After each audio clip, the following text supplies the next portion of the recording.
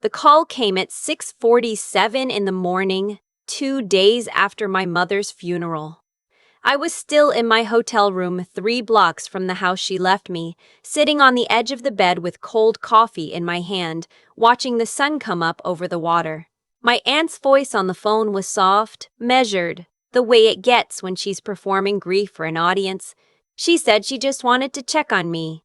She said the family was worried. She said maybe I should take a few more days before going back to the house, that it might be too painful, that she and my half-brother Derek would be happy to keep an eye on things. I told her I appreciated that. I told her I'd be in touch. Then I hung up, set my coffee down on the nightstand, and opened my laptop. I pulled up the security application I had installed 6 weeks earlier when my mother first told me she had changed her will. The cameras were still running. Every single one. I sat back and watched the feed for a long moment. The porch, the driveway, the back gate, the living room, all still and quiet in the early light. Then I picked up my phone and called my best friend, Rachel. She answered on the second ring. She always does when she knows I might need her. They're going to make a move, I said. Today or tomorrow. I'm already in the car, she said. I want to tell you something about my mother's house before I explain what happened next, because the house matters. It isn't just property. It's a pale yellow craftsman sitting on a bluff above the Carolina coast, with a wraparound porch and original hardwood floors, and a kitchen that smells like the sea no matter what season it is. My mother bought it before I was born with money she saved for 11 years working double shifts as a pediatric nurse. She refinished every floor herself. She built the raised garden beds in the backyard with her own hands, one summer when her back was good and the light was right. That house was the physical record of every sacrifice she had ever made. She left it to me. She left it to me because she knew what I knew. That her sister and my half-brother had been circling it like a debt they believed they were owed. My aunt had never forgiven my mother for inheriting their grandmother's jewelry and selling the pieces to fund a down payment on a house instead of splitting the cash. My half-brother, Derek, my father's son from a previous relationship who my mother had taken in and raised anyway, had borrowed against the house 3 times when she was too sick to argue, defaulting on 2 of those loans and leaving her to clean up the paperwork. He had also spent the last 2 years telling anyone who would listen that the house should rightfully belong to both of us equally, as if equal love meant equal legal claim. It doesn't. But men like Derek don't tend to read the fine print. I'm 31 years old. My name is Claire. I have a master's degree in forensic accounting, and I spent the last 4 years working as an estate auditor for a regional law firm, which means I have spent more hours than I can count reviewing the financial wreckage left behind when families fight over what the dead left the living. I have seen every version of this story. I have watched aunts forge signatures. I have watched half-siblings file fraudulent probate claims. I have watched people who were excluded from wills manufacture entire narratives about deathbed conversations that never happened. I knew exactly what was coming. I had known for 6 weeks. My mother told me in October that she had updated her estate documents.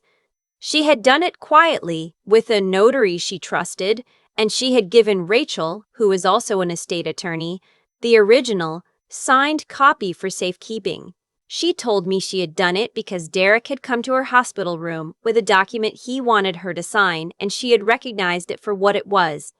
The moment he slid it across the tray table, a deed transfer. My mother had stage 3 cancer and a morphine drip, and her own son had brought a real estate document to her bedside. She didn't sign it. She sent him out of the room. Then she called Rachel. Then she called me. That was October. My mother died on a Monday in November. By Thursday, I had already been to the county recorder's office, confirmed that the deed was still clean and in her name, and transferred ownership to myself through the proper legal process using the updated will. I had the new deed in my name recorded and filed. I had installed cameras at every entry point of the house. I had swapped the door hardware for commercial-grade deadbolts with keys only I possessed. I had changed the code on the alarm system. I had called the county sheriff's office and explained, calmly and with documentation, exactly what I believed was about to happen. The sheriff had listened. His name is Ray, and he and my mother had been in the same church choir for 9 years, which is not why he believed me, but it is why he took my call on a Saturday. And then I waited. That morning, after I hung up with my aunt and called Rachel, I checked out of the hotel, stopped at the gas station for actual coffee, and drove to my mother's house. My house.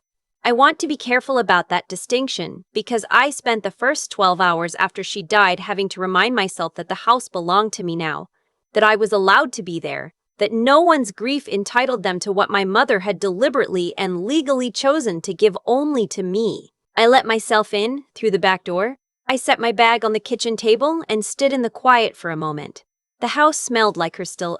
That particular combination of lavender soap and old wood and salt air that I cannot describe without my throat tightening. I opened the back window and let the ocean wind come through. Then I sat down at the kitchen table with my laptop, pulled up the camera feeds, and waited. They came that afternoon. My aunt arrived first. She parked her SUV at the end of the driveway and sat in it for 10 minutes before she got out, which told me she was nervous and working herself up to something. She was wearing her good coat, the charcoal wool one she saves for occasions she considers important. Derek pulled in behind her in a rental truck. Not a car. A truck. The kind with a loading bed. I watched the screen and felt something settle in my chest. Cold and final, like the last piece of a puzzle clicking into place. A third person got out of Derek's truck. A woman in her 50s with a leather portfolio and the particular energy of someone who has been promised a commission. I recognized the type immediately. A notary. Not a realtor. A notary. Which meant they weren't planning to list the property. They were planning to have my aunt sign something in front of a witness and claim it was legitimate. What they had brought, as Rachel later confirmed when she reviewed the paperwork, was a handwritten amendment to my mother's will, allegedly signed by my mother 3 days before she died in the hospital, leaving the house and all its contents jointly to my aunt and Derek. The handwriting was close, but not right. The date was a day my mother had been heavily sedated and would not have been capable of signing her own name, which I could prove with her medical records. The notary seal was from a service my aunt had used before, a woman who apparently did not ask many questions. It was a forgery. A thorough one, but a forgery. I stayed in the kitchen while they walked up to the front door. I listened to them try the handle. I listened to my aunt say something to Derek in a low voice. I listened to Derek say he had a key, because he did. He had a key to the old lock, the one I had replaced 4 weeks earlier. I heard him try it. I heard him try it again. I heard the particular sound of a key that fits the shape of a lock but cannot engage the mechanism because it is no longer the right mechanism. Then I heard my aunt say, "Go around back." I closed my laptop. I stood up from the kitchen table and moved into the hallway, where I had a clean sightline to the back door without being visible from the windows. I pressed record on my phone. I had been recording for 3 minutes by the time Derek appeared at the back window, shading his eyes with his hand to peer in through the glass. He saw me. I watched his face go through surprise, then recalibration, then something that looked like an attempt at a normal expression. He waved at me through the glass like we had just run into each other at the grocery store. I didn't wave back. I walked to the back door, unlocked it, and opened it 12 inches. Not an invitation, just enough to speak. "Derek?" I said. "Hey, Claire." He was smiling, the easy smile he uses when he's trying to make something seem casual that is not casual. "We didn't know you were here. We were just coming to check on the place." "With a notary?" I said. The smile held for 1 more second and then something behind his eyes shifted. "Aunt Margaret has some paperwork she thinks needs to be handled. It's just a formality. Mom, actually, don't," I said. He stopped. I want to tell you what I understood in that moment. Standing in my mother's back doorway with the ocean wind moving through the kitchen behind me, looking at the face of someone who had watched my mother raise him, who had eaten at her table, who had borrowed money she didn't have against a house she had built with her own hands, and who had now shown up 3 days after her funeral with a forged document and a rented truck. There is a particular kind of theft that operates under the cover of family. A stranger steals from you because they want what you have. A family member steals from you because they have decided, somewhere in the architecture of their own justifications, that what you have was never really yours to begin with. They don't think they're stealing. They think they're correcting an imbalance.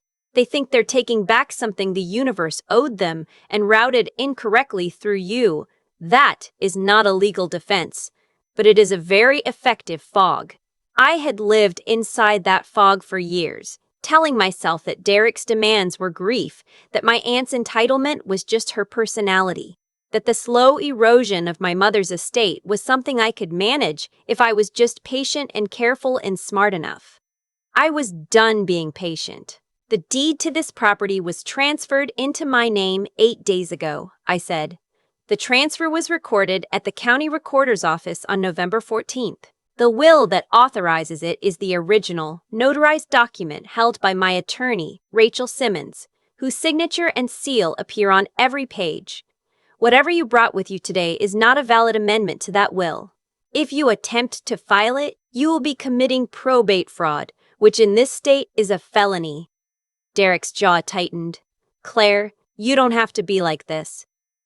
Like what? Like a lawyer? Like this is some kind of... Derek. I kept my voice even. I need you to step back from my door. He didn't move immediately. He was doing the calculation. The same calculation my mother used to describe, the one where he weighed whether he could still talk his way into a better outcome. I watched him do it. I watched him decide he still had leverage. Mom wanted us both to have this house, he said. She told me that. She told me that in the hospital. She told you that in October, I said, before she saw what you brought her to sign. After that conversation, she called her attorney and finalized the will. I have the call logs. I have the attorney's billing records. I have the notary's timestamp.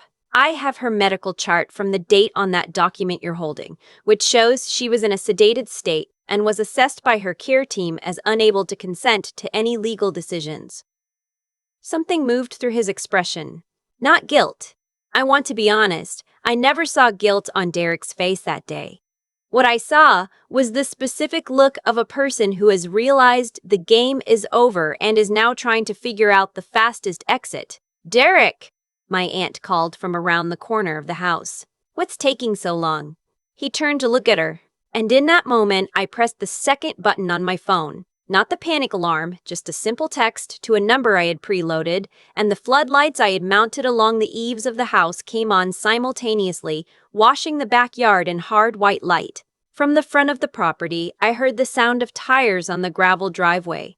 Sheriff Ray had been parked 2 houses down for the past 40 minutes. He came around the side of the house first, unhurried, the way he moves when he already knows how something is going to end. Rachel was with him, holding the black leather binder she brings to every closing, the one with the metal rings that snap like a trap. Behind them came a second deputy, a young woman I didn't recognize, who stayed back near the corner of the house. My aunt saw them first. She did something I had not predicted. She straightened up, squared her shoulders, and put on the expression she wears at community board meetings, the one that says she is a reasonable woman who does not understand why there is any problem here. She looked at Sheriff Ray and said with genuine confidence, "Ray, I'm so glad you're here. There seems to be some confusion about the estate." Ray looked at her for a moment. "Margaret," he said, "I need you to put that portfolio down on the porch railing. This is a legal document." "I know what it is," he said. "Put it down." My aunt looked at Derek. Derek looked at his shoes. She put the portfolio down. Rachel picked it up, opened it, and spent about 90 seconds reviewing the contents. Then she looked at me with the expression she has been giving me since we were roommates in grad school, the one that means she's about to say something precise and devastating. "This is dated November 9th, Rachel said. "Claire's mother was admitted to palliative sedation on November 8th and did not regain adequate consciousness for legal decision-making prior to her death on November 11th. The signature on this document was not made by Eleanor Foster." She paused. "The notary seal belongs to a Sandra Klein, license number 4471B. Sandra Klein's commission was suspended in March of this year for a prior incident. The notary, who had been standing very still near Derek's truck, took a small step backward. "I didn't know what it was for," she said. "They told me it was a healthcare proxy." "We'll need your statement," the deputy told her, not unkindly. My aunt turned to look at me with an expression I had never seen on her face before. It wasn't anger and it wasn't despair. It was the look of a person confronting the specific moment when a story they have told themselves for years is being disassembled in real time in front of witnesses. "Claire," she said, "your mother would not have wanted this." I looked at her for a moment. The wind came in off the water and moved through the yard, and I thought about my mother refinishing these floors alone. I thought about the raised garden beds. I thought about the hospital room in October and what my mother had felt when she saw what her son had brought her to sign. "She wanted exactly this," I said. Sheriff Ray read them their rights on the back porch of my mother's house. My aunt was charged with attempted probate fraud and conspiracy to commit forgery. Derek was charged with the same, plus criminal trespass, since his attempt to access the property constituted unlawful entry under the new deed. The notary was taken in separately for questioning and later cooperated fully with the county DA in exchange for a reduced charge. I was told she had done this before for my aunt, twice, which answered some questions I had about a disputed account from my grandmother's estate 3 years earlier. That is how thorough this had been. This was not a panic decision made in grief. This had been planned. After the sheriff's cruisers pulled out of the driveway, Rachel and I stood on the front porch for a long time without talking. The sun was getting low over the water and the light had gone that particular gold that only happens in late November, the kind of light that makes even the scrubby coastal grass look beautiful. I could hear the ocean from where we stood. My phone buzzed with a text from a number I recognized, a cousin who had been CC'd on some of the family email chains about the estate. The text said, "I heard what happened. I'm sorry. For what it's worth, most of us always knew this house was yours." I read it twice, then I put my phone in my pocket. I want to explain something because I think it would be easy to watch what happened on that porch and frame it as a victory, and in some ways it was. The legal pieces had worked exactly as I had planned them. The forged document had been stopped. The deed was secure. Every person who had shown up with the intention of stripping my mother's house down to a real estate transaction was being processed through a county system that was going to be very unpleasant for them. But I also stood on that porch knowing that Derek would call me from the county holding facility within the hour, asking me to help with bail.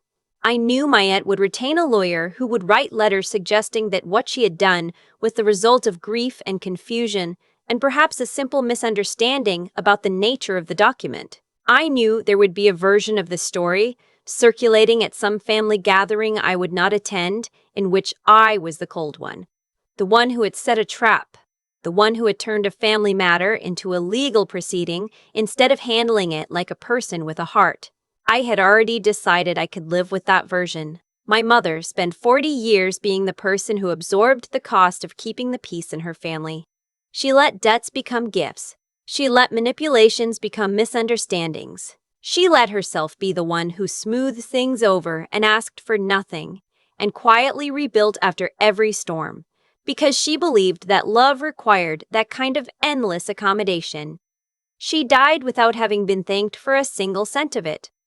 I was not going to do that. I was not going to let the house she built become a lesson about what happens when you are too patient and too kind and too willing to believe that people who claim to love you are incapable of the things they are demonstrably capable of. I had documented everything. I had prepared for everything, not because I was cold, but because I knew them. And knowing them, I had decided to protect what she left me the only way that actually works. Not with appeals to conscience, not with family meetings, not with the kind of measured conversations that assume everyone at the table is operating in good faith. I had protected it with deeds and cameras and a lawyer and a sheriff and 4 weeks of very deliberate preparation. 2 days later, I drove to the county recorder's office and picked up the recorded deed, my name on it, my mother's address, certified, stamped, final. I brought it home and put it in the drawer of the desk my mother had kept in the back bedroom, the one where she used to sit and do her bills and write letters by hand and look out at the garden she had built. I put the deed in the drawer and I closed it and I went out to the porch and I sat in her chair and I looked at the water. My phone buzzed with a notification from the estate case management system. The probate court had received the forged document and logged it as evidence. The county DA's office had opened a formal case. A court date had been set. I turned the screen off.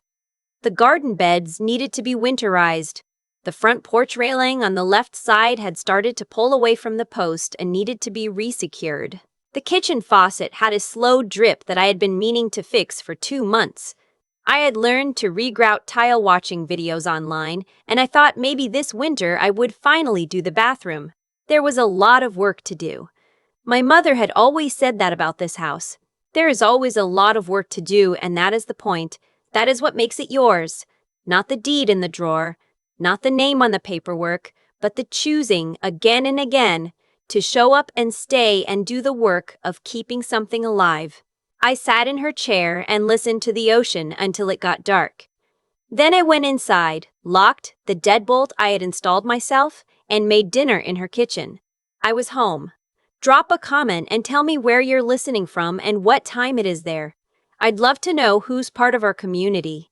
And if this story resonated with you, if you've ever had to fight for something that was rightfully yours, share it with someone who needs to hear it today.